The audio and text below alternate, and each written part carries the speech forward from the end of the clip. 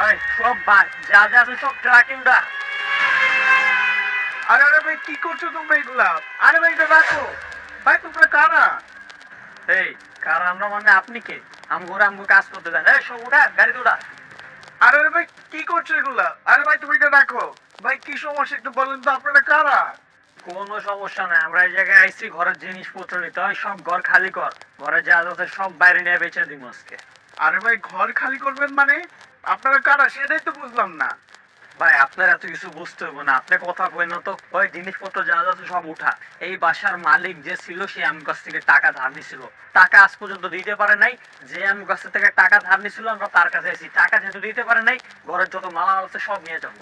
এক মিনিট দাঁড়ান ভাই, আমার মনে হচ্ছে আপনাদের কোথাও ভুল হচ্ছে, কারণ আমরা তো কোথাও ঋণ করিনি। জি স্যার, তুমি কিছু বলছো না কেন? ভাই আপনারা যে অ্যাড্রেসে এসেছেন সেটা একটু ভালো করে চেক করে দেখবেন। আমার মনে হচ্ছে আপনারা ভুল অ্যাড্রেসে এসেছেন। আরে ভাই আমি ঠিক বাসায় আইছি, আর টাকা তো তোর নেস নাই, টাকা তোরা নিলে তো তোদের মনে থাকতো। টাকা নিছে তোর মা, তাও 1 কোটি টাকা। 1 কোটি টাকা? হ্যাঁ পুরো 1 কোটি টাকা। এখন হয় টাকা ফেরত দাও নাহলে ঘর ছেড়ে যাও গো ভাই। আচ্ছা ভাই মেনে নিলাম আমার মা আপনার কাছ থেকে 1 কোটি টাকা নিয়েছে, কিন্তু আমার মা তো আমাদের সাথেই থাকে না, সেটা আমি কি করে বিশ্বাস করব? দেখ ভাই, তোরা কিছু জানিস বা না জানিস ওগুলো আমার জানি না লাভ নাই। তোর মা টাকা ধার নিছে, বাড়ি করার জন্য নিছিল, বাড়ি তো করে দিবে আরাম আছিস তোরা। তোর মা তো টাকা ফেরত দেয় নাই, এখন টাকা দিবি না ঘরের যত মাল আছে সব নিয়ে যাও। টাকা কি চুপচাপ দিবি, না হলে কিন্তু। না হলে কি করবেন? মাতেন, মারেন? এগুলো তো আমার বাসায় ঢুকলেন ভাঙচুর করছেন। কি পাইছেন আপনারা? যা খুশি তাই করবেন? আচ্ছা এই বেয়াদবি করতেছি। এই তুই বেয়াদবি কি দেখছিস? বেয়াদবি কিছু করছিস এখন তো তোমাকে? তুই কি চাস যে বেয়াদবি কোনটাতে কয়টা দেখাবো? হ্যাঁ ক। না না ভাইয়া, আপনার মাথা গরম করছেন কেন? এখানে কোনো রাগারাগি হোক সেটা আমরা চাই না, কোনো ঝামেলা করতে চাচ্ছি না। আপনি যদি চান আমরা একটু বসে কথা বলে যদি সমস্যাটা সমাধান হয়। এই আপনি মহিলা মানুষ, আপনি চুপ থাকেন। আমগো পুরুষের ভিতরে আপনার কথা কই না। এই কি কবি ক, তুই কি ঘর থেকে বেরোবি নাকি বাড়ি খাবি ক? কি? তোরা আমাকে মারবি? দাঁড়া এখনই আমি পুলিশকে ফোন করছি। 2 মিনিটে না সব কিছু আমি উড়িয়ে দিব। ও আচ্ছা আচ্ছা, পুলিশে ফোন দিয়ে কি বলবি বলতো? কি বলবো বুঝতে পারছিস না? বলবো তোরা আমার ঘরে ঢুকে গুন্ডামি করছিস, আমার জিনিসপত্র ভাঙচুর করছিস। শোন, এটা না তোর ঘর না, আমার ঘর না মানে? এটা তোদের মার ঘর। মা, আপনি ভিতরে আসেন।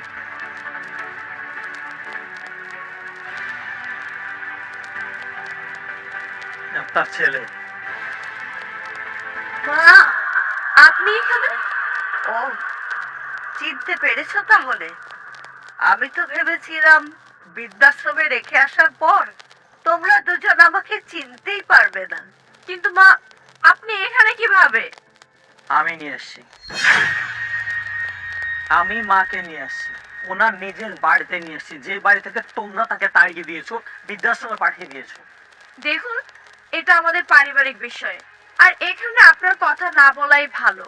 আর তাছাড়া আমরা তো মাকে জোর করে বৃদ্ধাশ্রমে পাঠাইনি, মা নিজের ইচ্ছায় বৃদ্ধাশ্রমে গেছে।